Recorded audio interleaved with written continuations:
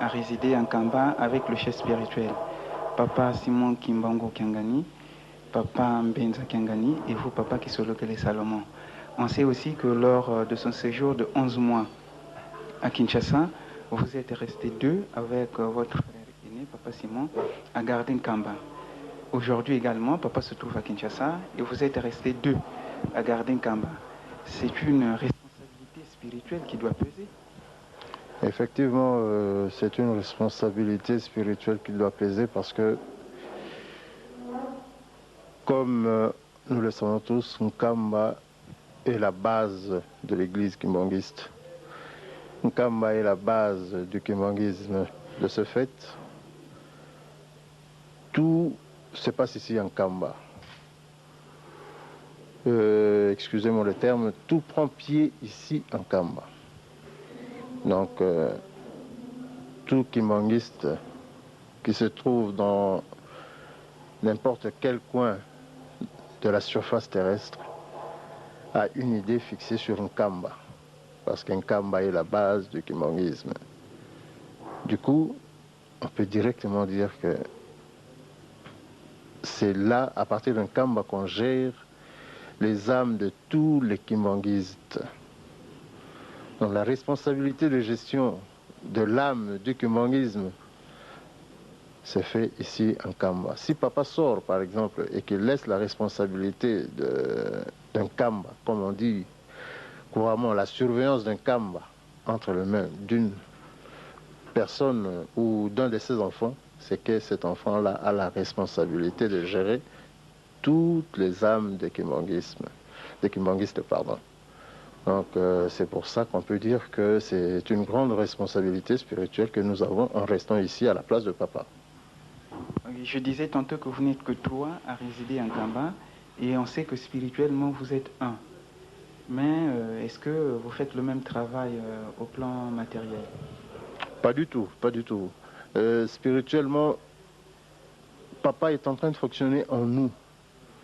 Et matériellement, nous aidons papa, chacun dans le domaine ou dans un domaine spécifique. Nous aidons papa parce que physiquement, papa n'est pas en mesure de faire tout ce qu'il faisait dans le temps, vu son âge d'abord, et puis vu la lourde charge qu'il a. L'église immanguiste n'est plus une petite église, mais c'est une grande communauté où il y a plus de 15 millions de membres. Donc, faire le travail de gestion de ces membres, c'est un travail complexe. Donc, de petits travaux, de la gestion directe d'un Kamba ou de la gestion directe de l'église ici en Kamba. On devrait directement le détacher des papas. C'est ce qui s'est fait. Et nous prenons cette responsabilité administrativement. Parce qu'en Kamba, on a un système de nourrir tous les visiteurs aux frais de l'église. Donc automatiquement, nous avons la charge de trouver par les moyens que nous donne papa, de trouver de quoi nourrir toutes les personnes qui viennent en Kamba en visite, pèlerins ou autres des visiteurs. Alors Papa Solo, allons pas en pas. La spécificité par exemple du travail de Papa Simon Kimbango Kiangani. C'est un peu difficile à en parler ici parce que personnellement il n'est pas là. Mais ce que je peux dire, c'est lui qui a l'habitude de recevoir tout le monde, de parler avec eux, de les entendre et d'essayer de résoudre dans la mesure du possible leurs problèmes en l'absence de papa. Papa Mbenza? Papa Mbenza,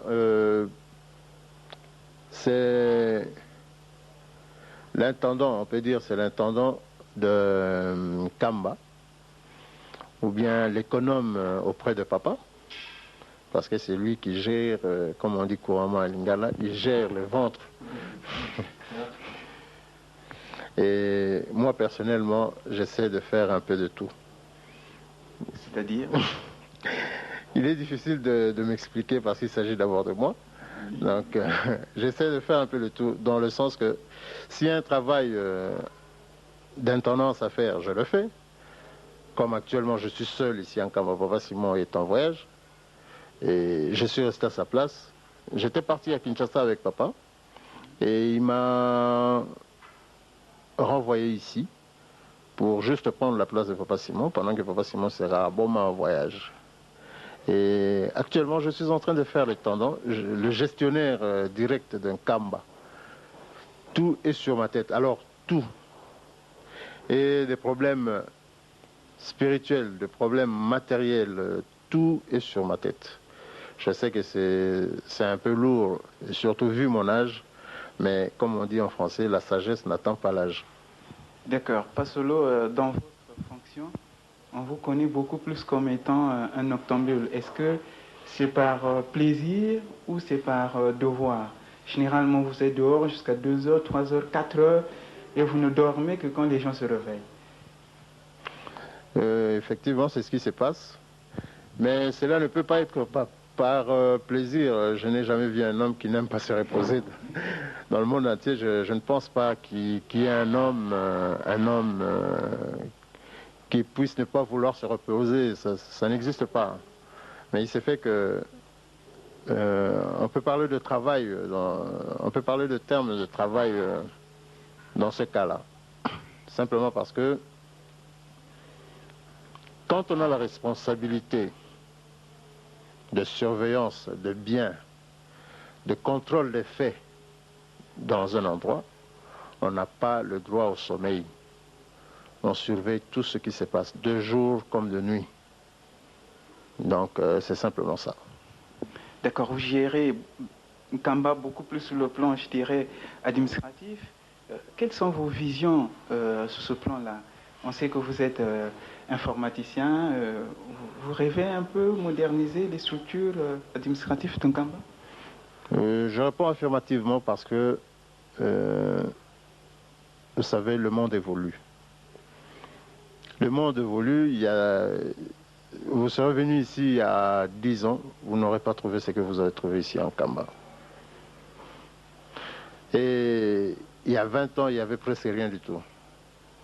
Donc, par cette évolution du monde, Nkamba aussi est en train de prendre son élan. Nkamba doit devenir ce qu'il doit devenir. Et selon les plans des papas, tout doit être modernisé. Tout, à partir de la moindre petite chose, telle que les constructions de maisons, à la vie sociale des habitants de Nkamba, et jusqu'à l'administration. La gestion administrative doit changer.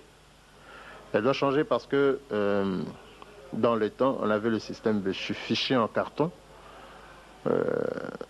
Ça encombrait l'espace, comme disent les informaticiens. Il y a un encombrement d'espace.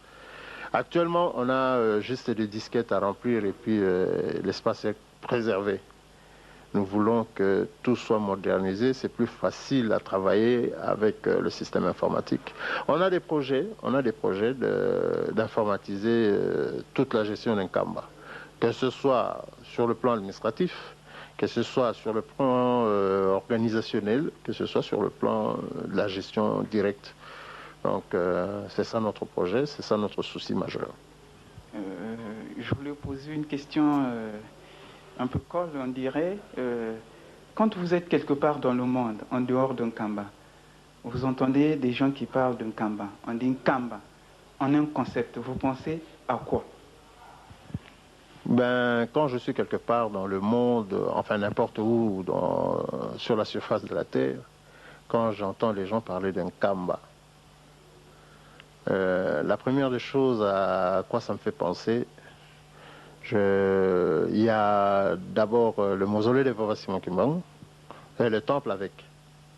Et puis, évidemment, comme toute personne, je pense à ma maison, parce que je suis résident en Kamba. D'accord. Papa Solo, est-ce qu'il y a eu une question auquel vous vouliez répondre et que nous n'avons pas posée? J'ai pratiquement répondu à toutes les questions. Bon, évidemment, il y a des gens qui vont se poser peut-être la question de savoir comment nous faisons pour vivre dans ce coin, qui est pour certaines personnes un coin vraiment retiré par rapport aux autres. Vous savez, quand vous aimez quelque chose, vous faites avec.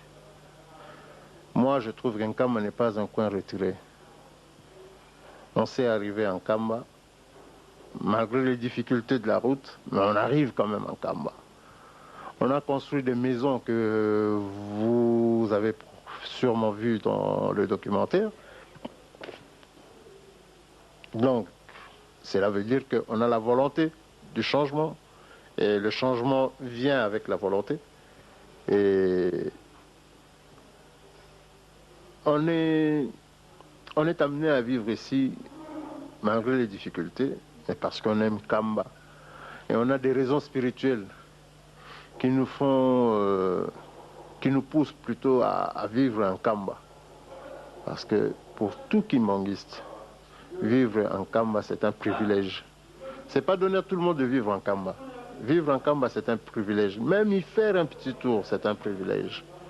Donc voilà ce que je puis dire. Pour terminer, Papa Solo, vous êtes jeune, au milieu de jeunes, vous travaillez beaucoup plus avec les jeunes.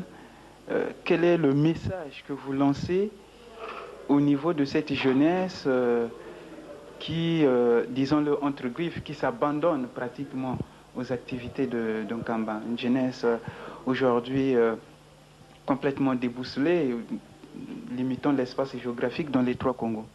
Et on sait ce qui s'y passe.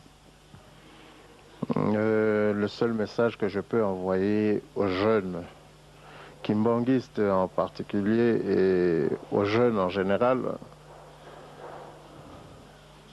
simplement leur demander de garder la tête froide. Ne pas s'accrocher aux choses qui se passent actuellement dans le monde.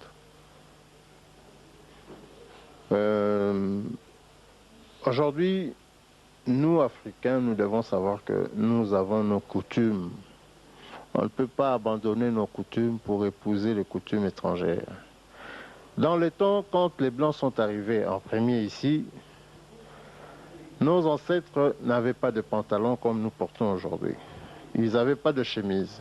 Ils avaient juste un morceau de tissu en raffia ou même en paille, je ne sais pas, pour cacher donc ce qu'on appelle en français le cache-sexe. Uniquement ça.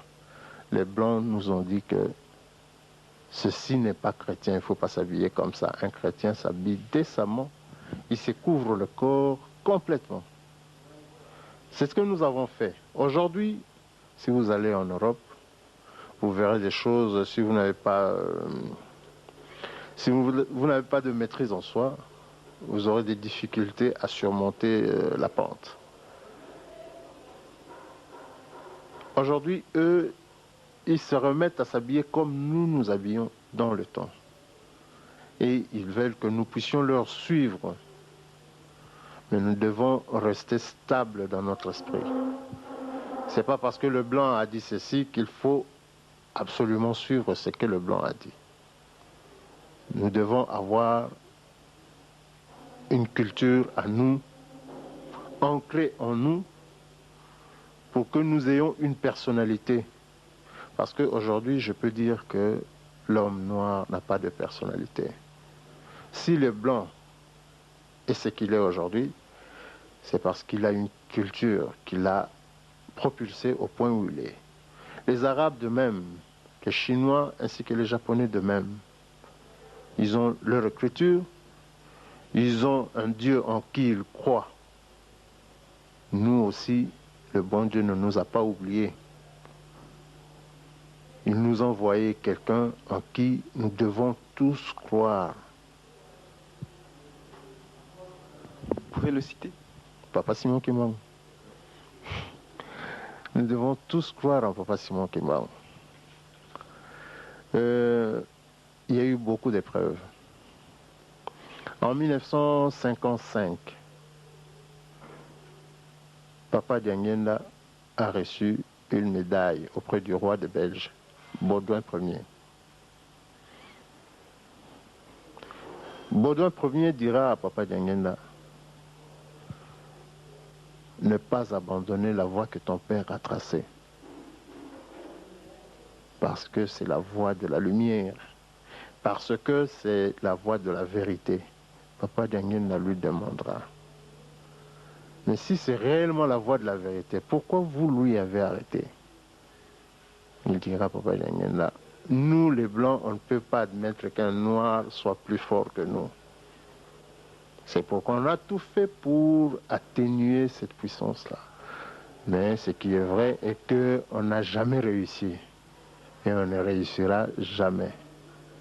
Si lui, il l'a dit, c'est que quelque part c'est vrai. Nous devons tous, Africains, croire en Papa Simon Kimbangu. Car, comme l'a dit le roi Baudouin, c'est la voie de la vérité, c'est la voie de la lumière. Merci, papa.